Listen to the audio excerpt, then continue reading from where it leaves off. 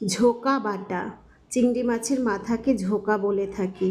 ওই ঝোকাই আজকে আমি বাটা করে দেখাচ্ছি। কড়াইতে খুব সামান্য সর্ষের তেল দিয়ে চিংড়ি মাছের মাথা আর কয়েকটা চিংড়ি মাছ ছিল তার সাথে দিয়ে দিয়েছি, ভালো করে ভেজে নিয়েছি। দেখো পুরো ঝরঝরে ঝনঝনে করে খুব ভালোভাবে ভাজতে হবে। আর দেখো মিক্সির বাটিতে দিয়ে সামান্য একটু আদা, খুবই সামান্য, আর একটু বেশি পেঁয়াজ, দেড়খানা পেঁয়াজ দিয়েছি মিডিয়াম সাইজের। আর দেখো তেলে ভেজে নেওয়া 3টে শুকনো লঙ্কা, স্বাদ অনুযায়ী নুন, ব্যাস আর কিচ্ছু লাগে না। এই আদা, নুন আর একটু লঙ্কা, একটু পেঁয়াজ, এই দিয়ে ফেলে দেওয়া জিনিস, যেমন চিংড়ি মাছের মাথা সাধারণত আমরা বেছে ফেলে দিই, এটাকে একটু যত্ন করে বেছে নিয়ে ধুয়ে এতেই হয়ে যায়।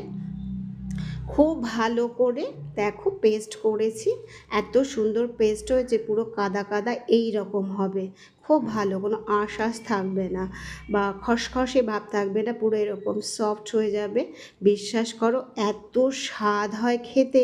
যদি গরম ভাতে খাও না, আমার তো মনে হয় তোমার আর কিছু লাগবে না, এই এক বাটা দিয়েই তুমি পেট ভরে ভাত খেয়ে নিতে পারবে। আমার তো ভীষণ লাগে, আর এর স্বাদ যে কি জাস্ট অসম, এত সুন্দর অসাধারণ টেস্ট। একবার করে খেয়ে দেখো। হ্যাঁ, এটা কিন্তু শুধু কুচো চিংড়ি দিয়েও করতে পারো, শুধু চিংড়ি মাছের মাথা দিয়েও করতে পারো, আবার চিংড়ি মাছের মাথার সাথে কয়েকটা ছোট চিংড়ি থাকলে মিশিয়ে দিয়েও করতে পারো। একবার করে খেয়ে দেখো, ভীষণ স্বাদ ঝোঁকা বাটা।